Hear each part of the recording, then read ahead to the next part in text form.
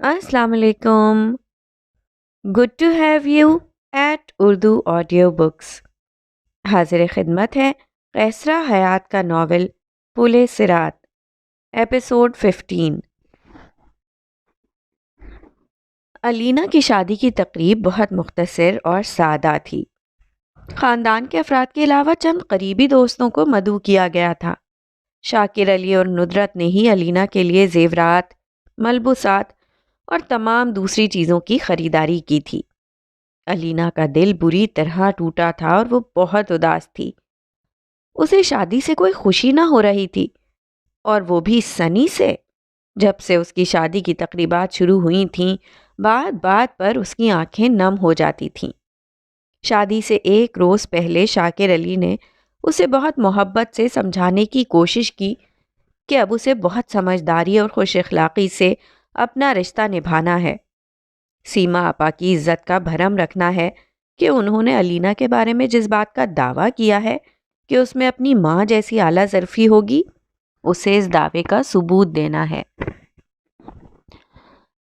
ناظر علی اور کشور بھائی کو کسی بات پر شکایت کا موقع نہیں دینا، سنی کو خوش رکھنے کی کوشش کرنی ہے. شاکر علی اسے ایک ایک بات کی ہدایت اور نصیحت کر رہے تھے، اور وہ خاموشی سے سنتی رہی، جیسے کچھ بھی نہ سن رہی ہو. اس نے نہ تو شاکر علی کی کسی بات کی تائید کی اور نہ ہی تردید. وہ یوں بیٹھی تھی جیسے سکتے میں ہو. علینا بیٹی، مجھ سے جو غلطیاں اور کوتاہیاں ہو گئی ہیں ان کو معاف کر دینا، اور میں چاہتا ہوں کہ اس گھر سے رخصت ہونے سے پہلے تم میں اور ندرت میں جو دوری پیدا ہو گئی ہے اسے دور کر دو. وہ تمہاری ماں ہے. شاکر علی نے اسے سمجھایا، مگر وہ خاموش رہی. میں ندرت کو بلاتا ہوں. اور وہ ندرت کو بلانے چلے گئے. ندرت کو سمجھا بجھا کر لائے. ندرت، علینا کو گلے سے لگاؤ تاکہ ساری تلخیاں دور ہو جائیں. شاکر علی نے ندرت کو کہا تو انہوں نے ایک نظر شوہر کو دیکھا اور پھر علینا کو، پھر آگے بڑھ کر علینا کو گلے لگایا، مگر علینا بے حسی سے ان کی طرف دیکھتی رہی. خاموشی سے ان کے گلے لگ گئی، مگر کوئی رد عمل ظاہر نہ کیا. ندرت خود ہی بولتی رہی، اسے معاف کرنے کو کہتی نہیں، مگر وہ خاموش رہی. شاکر علی حیرت سے علینا کی جانب دیکھتے رہے. اس کی خاموشی کسی طوفان کا پیش خیمہ لگ رہی تھی، ورنہ وہ تو ہر بات کا انتہائی کاٹ دار جواب دیتی تھی، اور اس کا یوں خاموش ہونا شاکر علی اور ندرت کے لیے باعث تشویش تھا. علینا بیٹی، کچھ تو بولو، کچھ تو کہو. شاکر علی نے اسے اپنے ساتھ لگاتے ہوئے کہا، مگر وہ پھر بھی خاموش رہی اور پھٹی پھٹی نگاہوں سے دونوں کی جانب دیکھتی رہی. شادی کی تقریبات میں وہ انتہائی خوبصورت میرون کلر کا کامدار لہنگا پہنے اسٹیج پر بیٹھی تھی. اس کے ساتھ دولہے کی کرسی پر ڈاکٹر ثقلین بیٹھے تھے. بلیک پینٹ کوٹ اور میرون ٹائی میں انتہائی ڈیسنٹ اور پرکشش لگ رہے تھے. علینا بے حد خوبصورت لگ رہی تھی. سیما آپا کی خوشی کا کوئی ٹھکانہ نہ تھا. وہ اپنی کامیابی پر خوش تھیں، اور ہر کوئی انہیں مبارکباد دے رہا تھا کہ ان کی کوششوں سے بکھرا خاندان پھر ایک ہو گیا تھا. سیما آپا علینا کے ساتھ بیٹھی بار بار اس کی بلائیں لے رہی تھیں. خاندان کے تمام افراد ان کے پاس ہی دعا سلام کے لیے آ رہے تھے، اور وہ انتہائی خوشی اور گرمجوشی سے سب کا استقبال کرتیں. شادی کی تمام رسموں میں ناظر علی اور شاکر علی نے سیما آپا کو ہی آگے رکھا تھا، اور وہ خوشی خوشی ہر ذمہ داری نبھا رہی تھی. ڈاکٹر ثقلین کے ساتھ ناظر علی اور کشور بیٹھی تھی. ندرت بھی شاکر علی کے ہمراہ اپنے فرائض نبھانے کی کوشش کر رہی تھی. جمیلہ آپا، صدیقہ آپا اور کشور نے اس کے ساتھ رسمی سلام دعا کی. ان سے مل کر کسی کو کوئی خاص خوشی نہ ہوئی تھی. نہ دل مسکرائے، نہ چہروں کے تاثرات بدلے. علینا سر جھکائے خاموش بیٹھی رہی. ڈاکٹر ثقلین کنکھیوں سے اس کی جانب دیکھتے تو مسکرا دیتے. سب نے بہت محبت اور دعاؤں کے ساتھ علینا کو ڈاکٹر ثقلین کے ساتھ رخصت کیا. سنی بیٹا، اگر علینا سے کوئی غلطی ہو جائے تو پلیز اسے معاف کر دینا. شاکر علی نے ڈاکٹر ثقلین کو گاڑی میں بیٹھنے سے پہلے اپنے گلے سے لگا کر سرگوشی کے انداز میں کہا. آپ فکر نہ کریں، ڈاکٹر ثقلین نے انہیں تسلی دیتے ہوئے کہا تو ان کی آنکھیں آنسوؤں سے بھر آئیں۔ خدا تم لوگوں کو بہت خوش رکھے، زندگی کے ہر قدم پر تمہیں کامیابیاں اور خوشیوں سے نوازے۔ شاکر علی نے انہیں دعائیں دیتے ہوئے رخصت کیا۔ علینا نے 15-16 برس بعد ناظر علی کے ہاں قدم رکھا تھا۔ انہوں نے پرانا گھر بیچ کر ڈیفنس میں خوبصورت نیا بنگلہ خریدا تھا۔ گھر کی آرائش دیکھنے سے تعلق رکھتی تھی۔ علینا کا بیڈ روم انتہائی خوبصورتی سے ڈیکوریٹ کیا گیا تھا۔ علینا نے بھرپور نگاہوں سے ادھر ادھر دیکھا۔ سب کچھ اچھا تھا، مگر اسے کچھ بھی اچھا نہ لگ رہا تھا۔ نہ جانے کہاں سے اسد پھر اس کی آنکھوں کے سامنے آ گیا تھا۔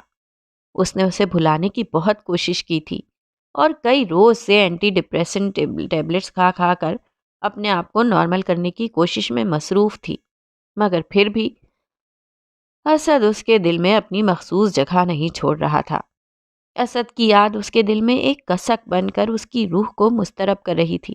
اس کے دل میں ایک بار بھی ڈاکٹر ثقلین کا خیال نہیں آ رہا تھا۔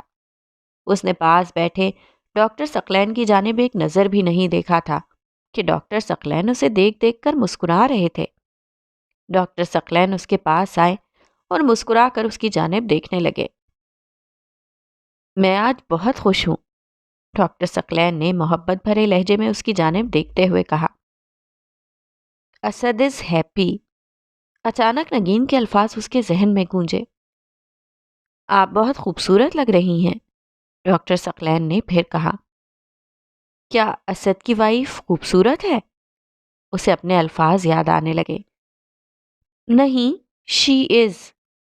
نگین کی بات پھر اس کے ذہن میں گونجنے لگی۔ مجھے یقین نہیں آ رہا کہ قدرت ہمیں یوں ملائے گی، اور برسوں پہلے میرے دل کے اندر جنم لینے والی خواہش یوں پوری ہو جائے گی۔ آج میرا ایک خواب خوبصورت حقیقت بن کر میرے سامنے آ گیا ہے۔ وہ خاموشی سے ہونٹ چباتی رہی۔ ڈاکٹر ثقلین کی کسی بات پر نہ مسکرائی اور نہ ہی خوش ہوئی۔ کیا آپ کو یاد ہے جب آپ نصرت چچی کے ساتھ ہمارے گھر آیا کرتی تھیں اور ہم کئی گھنٹے کھیلا کرتے تھے؟ آپ اکثر مجھ سے جھگڑ کر اور ناراض ہو کر چلی جاتی تھیں۔ پھر چچی اور امی ہم دونوں میں صلح کرواتی تھیں اور مجھے سزا کے طور پر آپ کو اپنی سائیکل پر بٹھا کر آئس کریم کھلانے لے جانا پڑتا تھا۔ علینا، یاد ہے نا آپ کو سب کچھ؟ ڈاکٹر ثقلین نے قہقہہ لگاتے ہوئے پوچھا۔ نہیں، مجھے کچھ یاد نہیں، اس نے سپاٹ لہجے میں جواب دیا۔ ڈاکٹر ثقلین نے چونک کر اس کی جانب دیکھا۔ اس کے چہرے پر تناؤ اور اضطراب تھا۔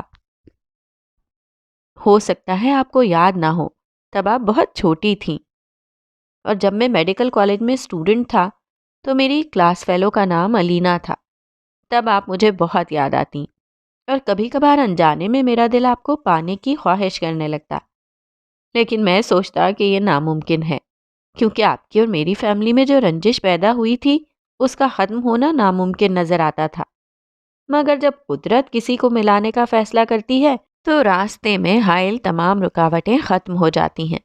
اور چند روز پہلے جب سیما پھپھو نے اچانک مجھے فون کر کے آپ کے بارے میں پوچھا تو مجھے یقین ہی نہیں آ رہا تھا۔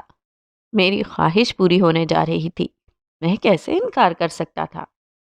سچ علینا، بعض اوقات قدرت اپنی انہونی باتوں اور فیصلوں سے اس قدر چونکاتی ہے کہ انسان کو ساری زندگی سمجھ ہی نہیں آتی۔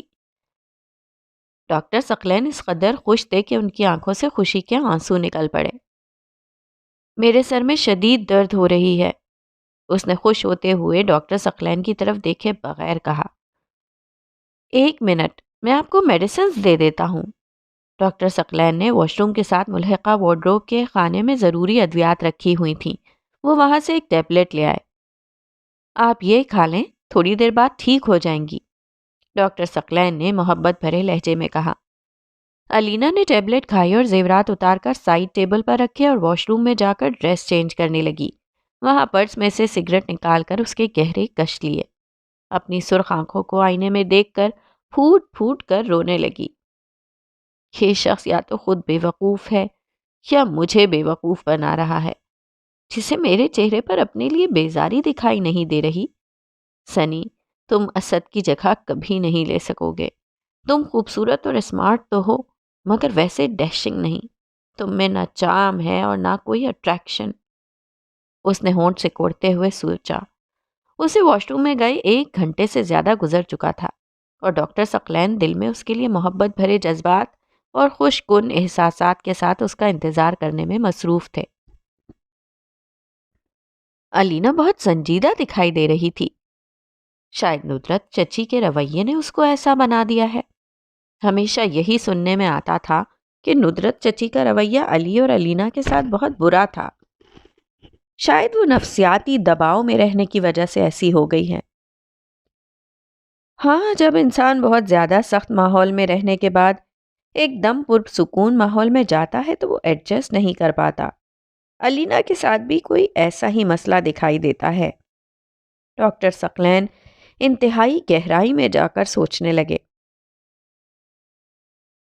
تم مجھ پر خواہ مخواہ زبردستی مسلط کر دیے گئے ہو۔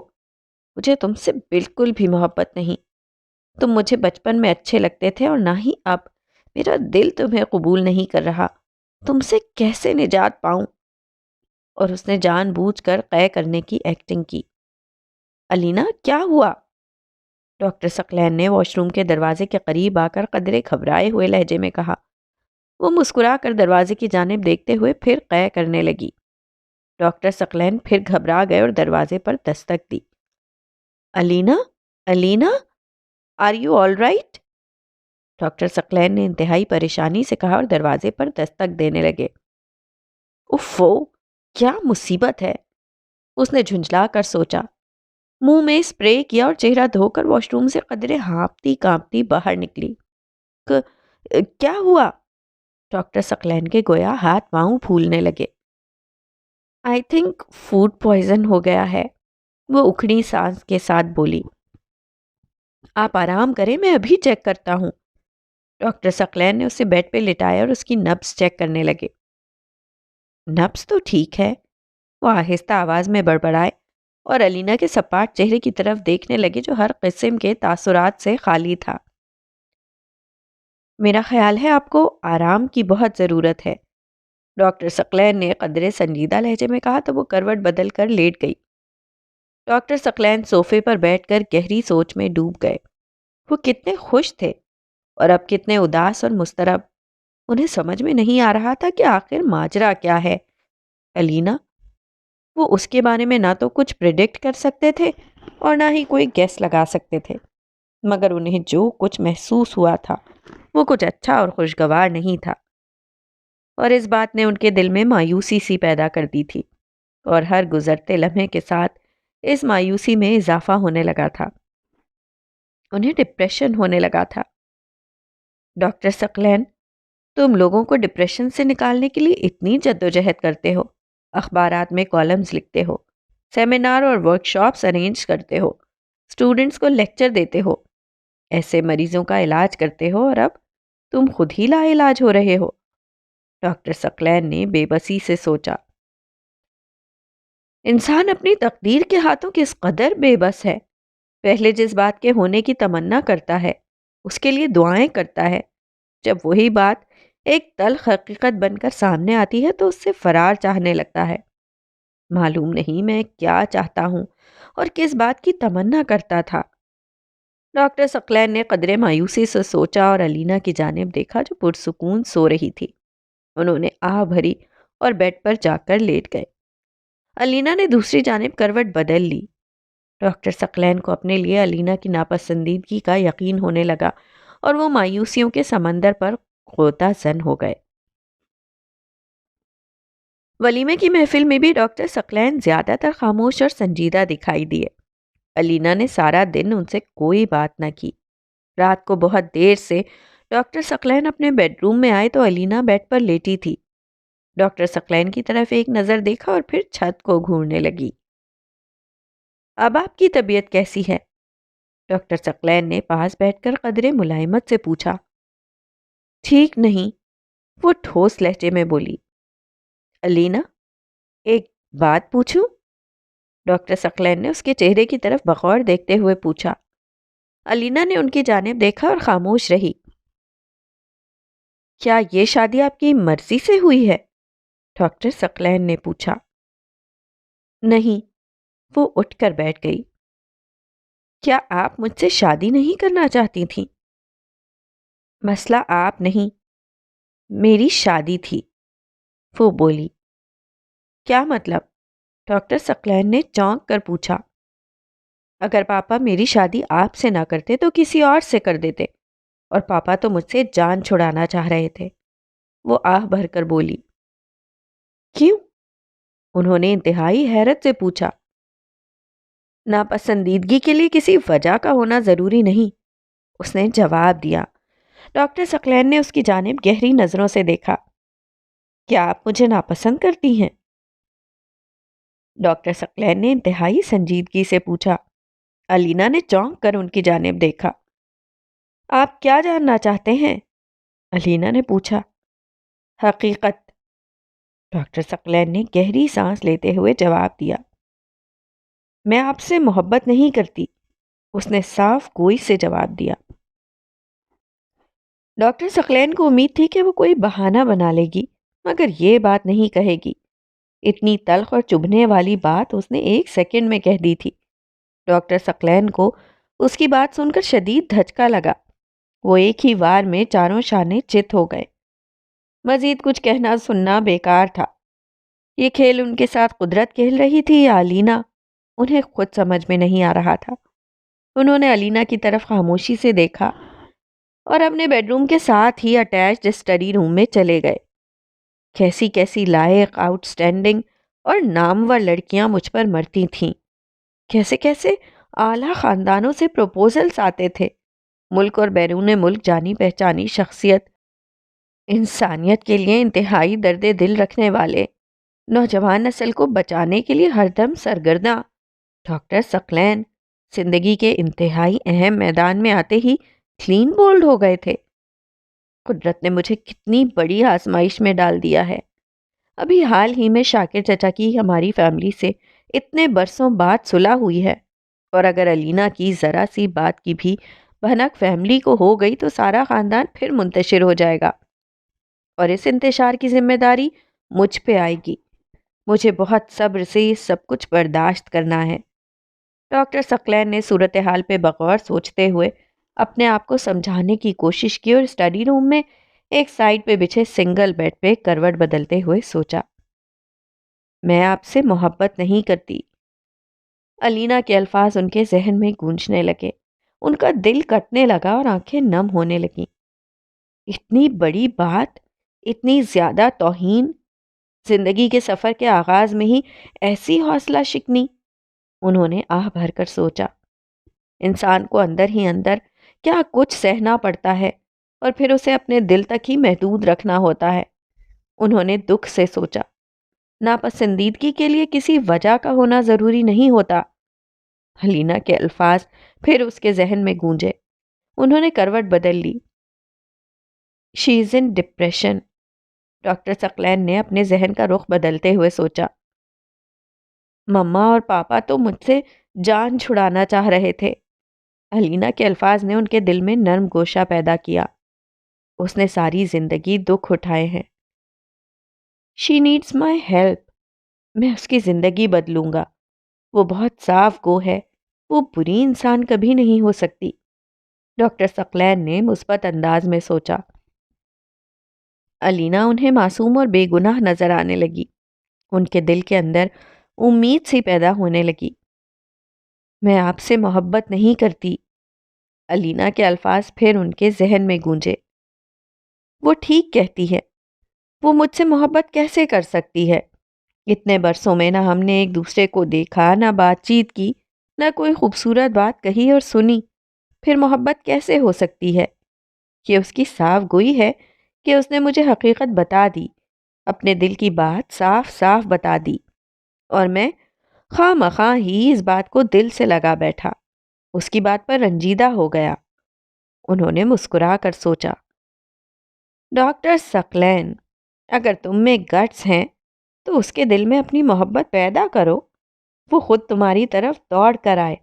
تم نظر نہ آؤ تو وہ شدت سے تمہاری منتظر ہو، تم دیر سے آؤ تو تمہارے انتظار میں بے تاب ہو۔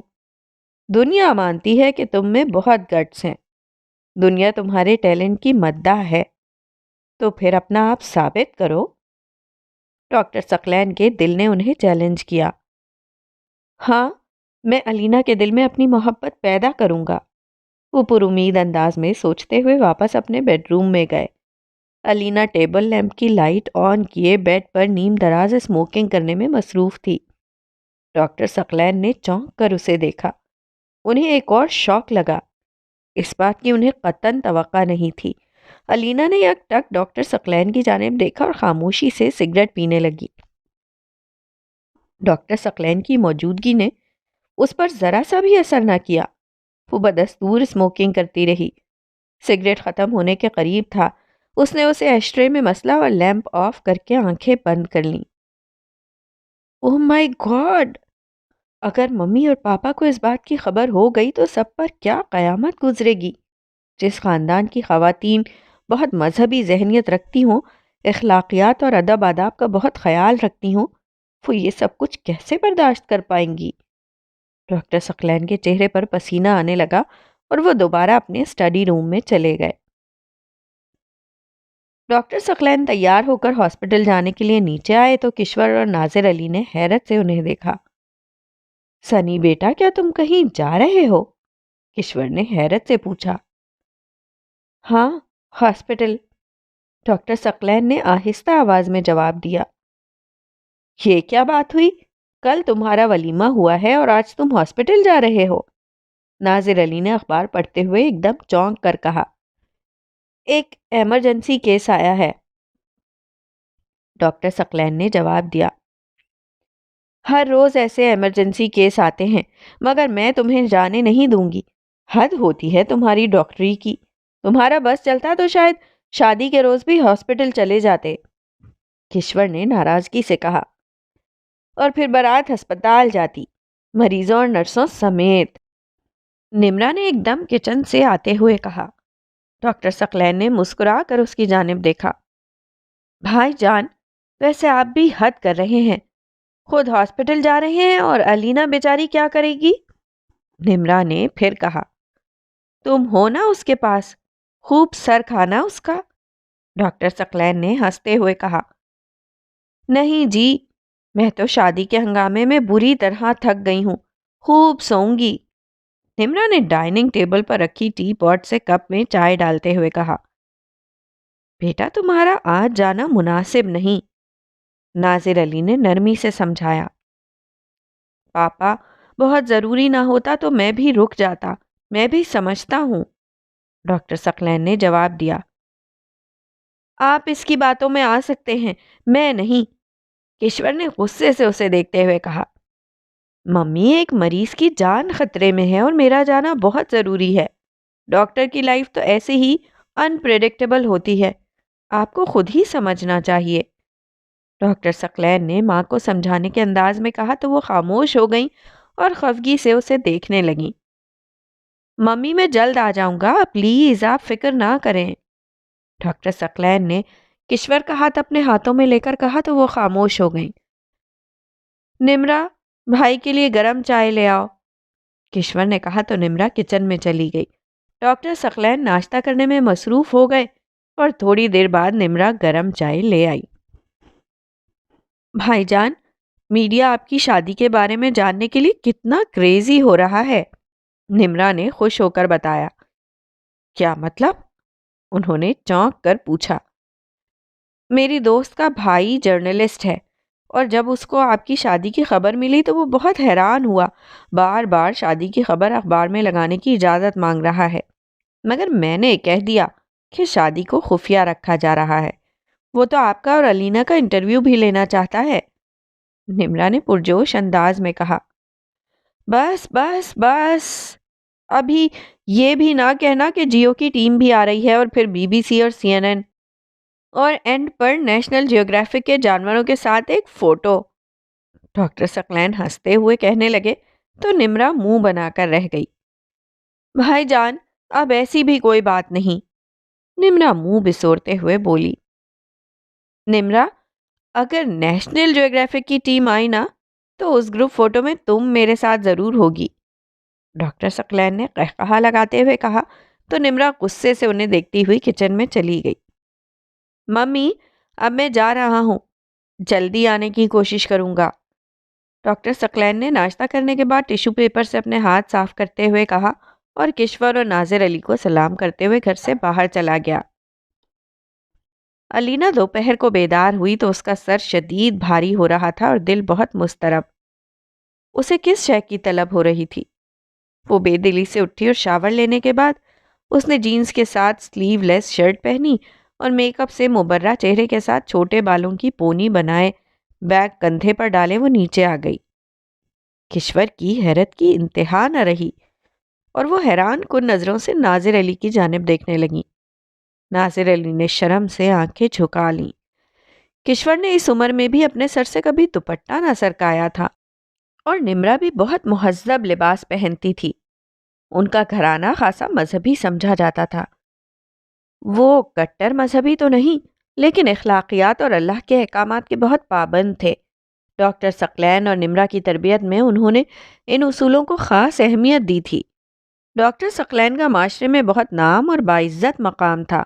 وہ خود بھی نماز، روزے اور شریعت کے بہت پابند تھے اور ایسے شخص کی بیوی کا اوریاں لباس اور اس میں سے جھانکتا جسم سب گھر والوں کے لیے ایک زبردست شوق تھا۔ بیٹا آؤ ناشتہ کر لو، ریحانہ علینا بیٹی کے لیے ناشتہ لے آؤ۔ کشور نے اپنے آپ پر بمشکل قابو پا کر نرمی سے کچن میں کام کرنے والی ملازمہ سے کہا۔ جی بیگم صاحبہ، ریحانہ نے جواب دیا۔ ادھر آؤ، میرے پاس بیٹھو۔ کشور نے اسے محبت سے اپنے پاس صوفے پر بیٹھنے کو کہا تو علینا خاموشی سے ان کے پاس بیٹھ گئی۔ بیٹا تم نئی نویلی دلہن ہو اور ہمارے ہاں نئی نویلی دلہن اس طرح کے لباس نہیں پہنتی۔ تمہاری وارڈروب میں ایک سے بڑھ کر ایک خوبصورت، قیمتی اور اسٹائلش سوٹ ہیں، تم وہ پہنو۔ کشور نے محبت سے کہا۔ آنٹی ایسے چمکیلے لباس میں نے کبھی نہیں پہنے، علینا نے جواب دیا۔ بیٹا کبھی نہیں پہنے کیونکہ تب تمہاری شادی نہیں ہوئی تھی اور شادی کے بعد تو لڑکیاں ایسے ہی ڈریسز پہنتی ہیں۔ کشور نے پھر کہا۔ پہنتی ہوں گی مگر میں نہیں پہن سکتی، مجھے ان کی عادت نہیں، علینا نے کندھے اچکاتے ہوئے لاپرواہی سے جواب دیا۔ کشور نے ناظر علی کی جانب یک ٹک دیکھا جو لاؤنج میں بیٹھے دونوں کی باتیں سن رہے تھے۔ ریحانہ ناشتہ لے آئی تو اس نے ایک سلائس کے ساتھ صرف چائے کا کپ پیا۔ آنٹی مجھے کچھ شاپنگ کرنی ہے، گاڑی چاہیے، علینا نے چائے ختم کرتے ہوئے کہا۔ شاپنگ؟ کیسی شاپنگ؟ تمہاری ضرورت کی ہر چیز تمہارے کمرے اور واش روم میں ہے، کشور نے انتہائی حیرت سے پوچھا۔ مجھے کچھ پرسنل چیزیں چاہیے۔ ٹھیک ہے، سنی آتا ہے تو اس کے ساتھ چلی جانا۔ ہمارے ہاں خواتین شاپنگ کے لیے گھروں سے اکیلی نہیں جاتیں، ہمیشہ مرد ان کے ساتھ ہوتے ہیں، چاہے وہ گاڑی میں ہی بیٹھے رہیں، کشور نے قدرے سنجیدگی سے جواب دیا۔ آنٹی مجھے نہ تو اپنی پرسنل لائف میں کسی کی انٹرفیئرنس پسند ہے اور نہ ہی شاپنگ میں، چاہے وہ سنی ہی کیوں نہ ہو، اس نے دو ٹوک لہجے میں جواب دیا تو کشور حیرت سے اسے دیکھنے لگی۔ بیٹا یہ لو میری گاڑی کی چابی۔ ناظر علی نے گفتگو کی سنجیدگی کو دیکھتے ہوئے جلدی سے اپنی گاڑی کی چابی اس کے حوالے کی۔ تھینک یو، ڈیڈی کل میری گاڑی بھیج دیں گے، اس نے چابی پکڑتے ہوئے کہا اور گھر سے باہر نکل گئی۔ کشور پھٹی پھٹی نگاہوں سے اسے جاتے ہوئے دیکھتی رہی اور پھر ناظر علی کے پاس آ گئی۔ ناظر، مجھے محسوس ہو رہا ہے ہم پر کوئی بہت بڑی آزمائش آنے والی ہے۔ یہ لڑکی اس قدر بے باک اور منہ پھٹ ہے کہ میرا تو دل ہی دہل گیا ہے۔ میں تو مطمئن تھی کہ یہ نصرت کی بیٹی ہے، اس میں ضرور نصرت جیسی خوبیاں ہوں گی، مگر کشور نے انتہائی فکر مندی سے جملہ ادھورا چھوڑ دیا۔ کشور میں بھی کچھ محسوس کر رہا ہوں، مگر اب جو کچھ بھی ہے ہمیں بہت ہمت اور حوصلے سے برداشت کرنا ہے۔ ہم پر بہت بھاری ذمہ داری آن پڑی ہے۔ ہمیں نہ تو روایتی سسرال بننا ہے اور نہ ہی روایتی بہن بھائی بن کر دشمنی کا بدلہ اس کی بیٹی سے لینا ہے، اور تمہیں تو معلوم ہی ہے بن ماں کی بچی تھی، ندرت نے اس پر بہت ظلم کیے ہیں، ہو سکتا ہے اس میں کچھ سرکشی آئی ہو۔ ناظر علی نے سمجھاتے ہوئے کہا، ناظر، میں اس کی کسی بات پر اعتراض نہیں کروں گی، لیکن اس کی بے پردگی مجھے پسند نہیں۔ ناظر، ہمارے خاندان میں کوئی ایسے کپڑے پہننے کا سوچ بھی نہیں سکتا، اور آپ نے دیکھا میری تو نظریں ہی شرم سے جھکی جا رہی ہیں۔ کشور نے پریشانی سے ماتھے پہ ہاتھ مارتے ہوئے کہا، کشور پلیز ابھی کسی بات پر اعتراض نہ کرنا، ورنہ باتیں نکلنا شروع ہو جائیں گی اور نزلہ ہم پر بھی گرے گا۔ ابھی اسے دیکھتی رہو، پھر ہم اس سے بات کریں گے۔ ناظر علی نے کشور کو سمجھاتے ہوئے کہا، مجھے سیما آپا کے فیصلے پر اسی وقت اعتراض تھا۔ ہم نے نہ لڑکی کو دیکھا نہ بھالا، اور یہی سوچ کر کہ وہ نصرت کی بیٹی ہے رشتہ کر لیا۔ ناظر، سیما آپا کو یہ خیال نہ آیا کہ اس میں شاکر علی کا بھی خون ہے، اور جس نے ہمیں کتنا بے عزت کیا تھا۔ کشور نے غصے سے کہا، کشور اب ان باتوں کو چھوڑو، اگر ہم ایسی باتیں کریں تو پھر ہم ہی قصوروار ٹھہریں گے کہ ہم نے اس کو معاف نہ کیا۔ پلیز تم ایسی باتوں کو مت سوچو، ورنہ رنجشیں بڑھتی جائیں گی اور مسئلے بگڑتے جائیں گے۔ حوصلے اور صبر سے برداشت کرو۔ ناصر علی نے کشور کو بہت سمجھایا، کبھی کبھی انسان اچھا کرنے کے چکروں میں اپنے ہی ہاتھوں برا کر ڈالتا ہے۔ ہم تو برے پھنسے ہیں۔ کشور بڑبڑانے لگی، ہر کام کا ہونا یا نہ ہونا اللہ کے اختیار میں ہے۔ انسان اس کی مرضی کے بغیر سانس بھی نہیں لے سکتا، تو اتنے بڑے فیصلے کس طرح خود کر سکتا ہے؟ انسان تو اس کے فیصلوں پر عمل کرنے والا معمول ہوتا ہے، اصل عامل تو وہ ہے۔ اس بچی کا نصیب پہلے دن سے ہی یہاں لکھا تھا۔ سیما آپا تو خدا کے فیصلے کو عملی شکل دینے والی تھی۔ ناظر علی نے کشور کو پھر سے سمجھایا، شکر ہے سب مہمان جا چکے ہیں، ورنہ سب کے سامنے بہت شرمندگی اٹھانا پڑتی۔ کشور نے فکر مندی سے کہا اور اٹھ کر کمرے سے چلی گئی۔ نمرا ابھی تک سو رہی تھی۔ گھر میں ہر طرف گہرا سکوت چھایا ہوا تھا۔